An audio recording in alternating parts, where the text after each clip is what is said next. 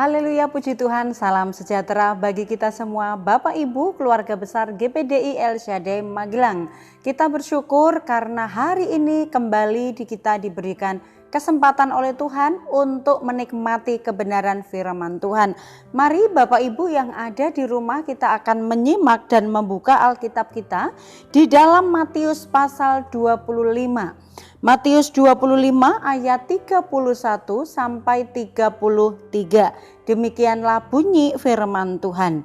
Apabila Anak Manusia datang dalam kemuliaannya dan semua malaikat bersama-sama dengan Dia, maka Ia akan bersemayam di atas tahta kemuliaannya, lalu semua bangsa akan dikumpulkan di hadapannya, dan Ia akan memisahkan mereka seorang daripada seorang, sama seperti gembala memisahkan domba dari kambing, dan Ia akan menempatkan domba-domba di sebelah kanannya dan kambing-kambing di sebelah kirinya.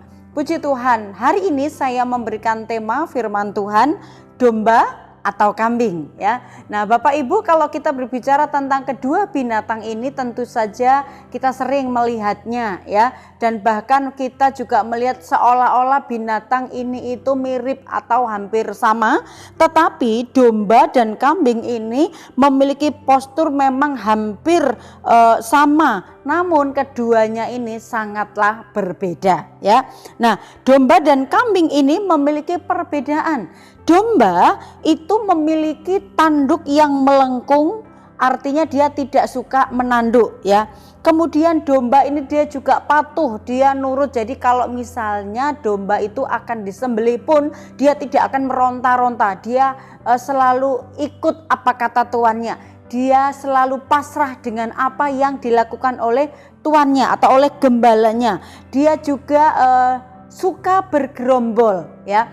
Jadi dia senantiasa bersama dengan teman-temannya, misalnya dia lagi makan rumput atau sementara lagi dilepas begitu, ya Bapak Ibu. Kalau domba dia akan selalu berkumpul dengan temannya. Kemudian dia juga pasti akan selalu mengikuti arahan gembala. Dia tidak suka berjalan sendiri, tetapi dia selalu mengikuti arahan kemana dia harus berjalan, di mana dia harus berhenti.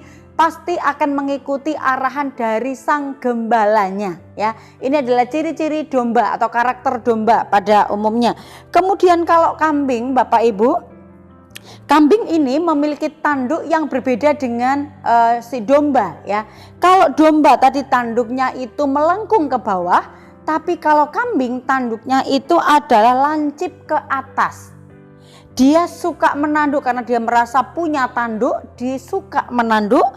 Kemudian dia juga liar, suka berjalan sendiri, tidak mengikuti arahan gembala kemana dia mau pergi, ya. Dia langsung pergi begitu saja. Itu sebabnya kalau gembala itu, mengapa seorang gembala itu memegang tongkat, ya, pada waktu melepas domba atau kambing itu sementara mencari makan atau mencari rumput, ya, dan supaya gembala dengan tongkatnya itu bisa mengarahkan kambing atau dombanya. Kalau domba bisa nurut, tapi kalau kambing seringkali kita perhatikan terkadang gembala itu harus memukul, terkadang gembala itu mungkin harus benar-benar membawa kambing itu kepada kelompoknya atau kepada kawan-kawannya, karena memang dari karakter kambing ini dia tidak suka diatur, dia maunya jalan sendiri, ya.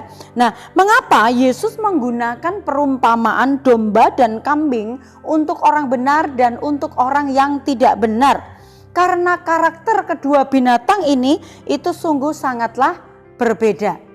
Nah, bagaimanakah pandangan Tuhan atau mengapa Tuhan itu menjadikan kambing dan domba sebagai gambaran gereja Tuhan? Pada waktu sang raja itu akan datang, pada waktu anak manusia datang, yaitu Yesus Kristus datang kali yang kedua, dikatakan domba dan kambing sebagai gambaran gereja Tuhan yang benar dan gereja Tuhan yang tidak benar. Itu diumpamakan, digambarkan sama seperti domba dan kambing. Jadi orang Kristen dikatakan ada dua tipe, ada yang seperti domba, ada yang seperti kambing. Itu sebabnya Yesus mengumpamakan kedua karakter orang percaya ini pada hari kedatangannya nanti, ya. Akan ada pemisahan antara orang percaya yang berkarakter domba dengan orang percaya yang berkarakter kambing, ya. Nah, domba dikatakan ditaruh di sisi sebelah kanan Yesus dan kambing ditaruh di sisi sebelah kiri Yesus. Mari kita sama-sama belajar apa karakter domba. Ya, kalau tadi kita sudah melihat belajar bahwa domba itu tidak suka menanduk, ya. Nah, karakter daripada domba ini adalah kalau kita membaca di ayat yang ke-34 sampai 40, kita akan membaca ayat 34 sampai 40 dikatakan, dan raja itu akan berkata kepada mereka yang di sebelah kanannya, mari hai kamu yang diberkati oleh Bapakku, terimalah kerajaan yang telah disediakan bagimu sejak dunia dijadikan.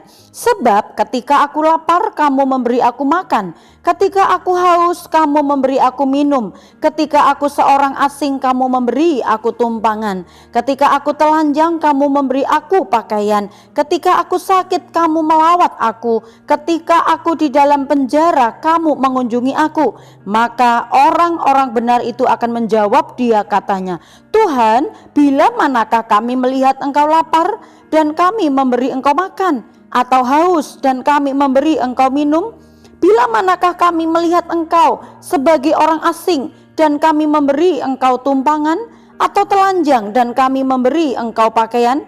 Bila manakah kami melihat engkau sakit atau dalam penjara dan kami mengunjungi engkau? Dan raja itu akan menjawab mereka, aku berkata kepadamu sesungguhnya segala sesuatu yang kamu lakukan untuk salah seorang dari saudaraku yang paling hina ini, kamu telah melakukannya untukku. Nah, kalau kita belajar bagaimana Allah memandang kepada gereja sebagai gereja yang berkarakter seperti domba adalah dikatakan gereja yang melakukan kehendak Allah. Apa yang dilakukan sebagai anak-anak Tuhan, ya, yang melakukan kehendak Allah? Dia gereja yang berkarakter domba. Dia taat kepada pemimpin, ya. Pemimpin, dia punya penundukan diri. Bapak Ibu, kalau kita sebagai jemaat Tuhan, sebagai domba-domba, apakah kita termasuk jemaat atau domba yang memiliki penundukan kepada pemimpin kita? Apakah kita jemaat yang memiliki penundukan diri, ketaatan kepada gembala kita, kepada pemimpin kita? Yesus memperhatikan gereja yang memiliki karakter seperti domba adalah memiliki penundukan diri kepada pimpinannya atau kepada gembalanya. Kemudian gereja karakter domba yang melakukan kehendak Allah, dia juga suka bersekutu, ya. Tadi domba suka bergerombol, maka gereja yang memiliki karakter seperti domba suka bersekutu. Baik itu bersekutu dengan Tuhan, ya, tentu saja secara pribadi dia juga memiliki persekutuan dengan orang-orang di sekitarnya yang saling mengingatkan, saling membangun, saling mendorong dan mendukung, ya, tentu saja. Berkumpul dengan saudara seiman untuk bertumbuh bersama-sama. Dia tidak suka menyendiri, tetapi sukanya adalah berkumpul untuk bersama-sama membangun imannya. Kemudian kalau di dalam pembahasan tadi, dia suka menolong dan mengasihi orang yang membutuhkan, ya. Karena Yesus berkata, ketika aku lapar engkau memberi aku makan, ketika aku telanjang engkau memberi aku pakaian, ketika aku di dalam penjara engkau mengunjungi aku, ya. Jadi Yesus memberikan gambaran gereja yang memiliki karakter domba. Dia suka berkerumun, suka berkelompok, ya, suka bersama-sama. Artinya bisa saling membangun, menguatkan. Dia tidak acuh tak acuh, dia tidak cuek kepada orang-orang di sekitarnya, tetapi memperhatikan. Ketika bisa membantu, dia akan membantu. Karena Yesus melihat apa yang dilakukan mereka kepada orang-orang yang paling hina, dikatakan sesungguhnya itu adalah melakukannya buat Yesus, ya. Tentu saja ini menjadi sebuah kebahagiaan bagi kita Bapak Ibu apabila segala sesuatu yang kita lakukan dan Yesus menilainya dan Yesus memperhatikannya. dan Tuhan pasti catat hal-hal baik apa yang engkau lakukan, karena engkau melakukannya demi Yesus. Hal-hal baik apa yang engkau lakukan, engkau melakukannya karena Yesus, maka pasti Tuhan mencatat dan memperhatikannya. Upahnya apa? Di ayat yang ke-34 tadi dikatakan diberkati dan terima kemuliaan dalam kerajaan yang kekal. Karena Yesus tadi berkata, "Hari, hai engkau yang diberkati Allah." Ya, orang-orang yang melakukan kebaikan, melakukan kehendak Allah selama di bumi ini, maka waktu Yesus datang disebut sebagai domba-domba yang menerima berkat Allah, domba-domba yang dikasihi oleh Allah. Kedua, kita belajar tentang gereja yang berkarakter kambing. Ya, di ayat yang ke-41 sampai ayat yang ke-45 tentu saja kebalikan dari yang dilakukan oleh para domba-domba tadi. Ya, yang kebalikannya adalah dia tidak melakukan kehendak Allah. Kambing dia suka memberontak pemimpinnya. Dia suka berjalan sendiri, dia tidak suka mendengarkan nasihat, dia tidak suka mendengarkan masukan, dia mau berjalan menurut pemikirannya sendiri. Itu sebabnya dia suka menanduk, dia suka melawan pemimpinnya, dia suka melawan gembalanya. Mari Bapak Ibu, ini menjadi pembelajaran bagi kita.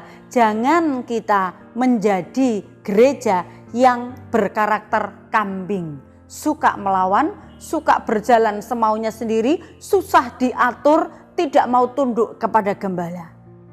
Jadilah gereja yang berkarakter domba, ya. Nah, kalau kita melihat karakter kambing ini, ya, dalam ayat 41 sampai ayat 45 dia tidak suka berbuat baik. Ada orang berkesusahan mungkin biarkan saja. Ada orang yang membutuhkan bantuan bodoh amat gitu ya. Tapi orang-orang yang memiliki karakter domba, dia akan memperhatikan saudara-saudaranya karena dia suka berkerumun, suka berkumpul, tidak berjalan seorang diri. Nah, upah bagi gereja yang berkarakter kambing di ayat yang ke-41 ya. Di ayat yang ke-41, dan ia akan berkata juga kepada mereka yang di sebelah kirinya, "Enyahlah dari hadapanku, hai kamu orang-orang terkutuk. Enyahlah ke dalam api yang kekal yang telah sedia untuk iblis dan malaikat-malaikatnya." Begitu ngeri Bapak Ibu, kalau kita sebagai gereja Tuhan, Tuhan sudah memperhatikan kita. Kita ini domba atau kita ini kambing. Dibiarkan berjalan bersama-sama, tetapi di akhirnya nanti waktu Yesus datang, Tuhan akan memisahkan yang mana yang domba, yang mana yang kambing. Oleh sebab itu kalau kita mengiring Tuhan menjadi orang percaya, jangan hanya menjadi orang percaya yang mendengar firman Tuhan saja, tetapi menjadi orang-orang yang berkarakter domba, mendengar tapi juga melakukan apa kata gembala kita. Kita punya gembala di dunia ini ya, gembala di dalam gereja, tapi kita juga punya gembala agung kita, yaitu Tuhan Yesus Kristus yang senantiasa memperhatikan kita. Apakah domba, apakah kambing? Mari kita senantiasa memiliki karakter domba yang selalu melakukan hal-hal yang menyukakan hatinya Tuhan. Sebagai orang-orang Kristen yang berkarakter domba adalah orang-orang yang senantiasa tunduk dan taat kepada Tuhan melalui firman-Nya. Orang-orang yang mendengar dan melakukan apa yang dikehendaki oleh Tuhan di dalam seluruh kehidupannya. Puji Tuhan, kita bersyukur buat setiap kemurahan Tuhan. Kalau kita masih hidup di atas muka bumi ini, itu karena Tuhan memberikan kesempatan untuk terus berbuat kebajikan, untuk terus berbuat atau melakukan hal-hal yang disukai oleh Tuhan, yang dikehendaki oleh Tuhan, supaya nama Yesus dipermuliakan dalam kehidupan gereja-gereja Tuhan. Tuhan memberkati Bapak Ibu senantiasa, kita diberkati lewat kebenaran firman Tuhan. Dan terima kasih kepada Bapak Ibu yang dengan setia mendengarkan renungan 79. Kiranya Bapak Ibu terus diberkati, terus bertumbuh di dalam kebajikan, di dalam firman Tuhan, di mana kita dapat mengaplikasikannya dalam kehidupan kita sehari-hari. Apabila Bapak Ibu ingin meminta doa secara khusus Atau Bapak Ibu ingin menyampaikan sebuah kesaksian, dapat menyampaikannya lewat chat WhatsApp 081327 420088. Mari bertumbuh bersama, karena dengan kita saling mendoakan, saling membagikan kesaksian, kita semakin dikuatkan di dalam Tuhan sebagai keluarga yang mengasihi Tuhan. Haleluya. Mari kita terima firman Tuhan, tundukkan kepala kita berdoa. Terima kasih Tuhan buat kasih setiamu, karena Engkau yang senantiasa memperhatikan dan mempedulikan kami.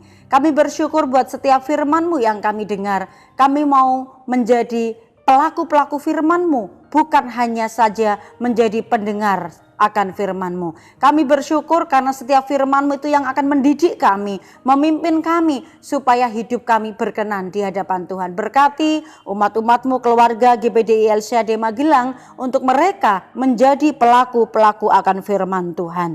Ya Tuhan Allah, keluarga GPDI El-Shaddai memuji-Mu, menyadari alangkah dalamnya kekayaan, hikmat dan pengetahuan-Mu. Sungguh tak terselidiki keputusan-keputusan-Mu, dan sungguh tak terselami jalan-jalan-Mu. Kami bersyukur, kami senantiasa mau hidup di dalam jalan-jalannya Tuhan. Terima firman Tuhan ini dengan ucapan syukur dalam nama Yesus. Haleluya. Amin.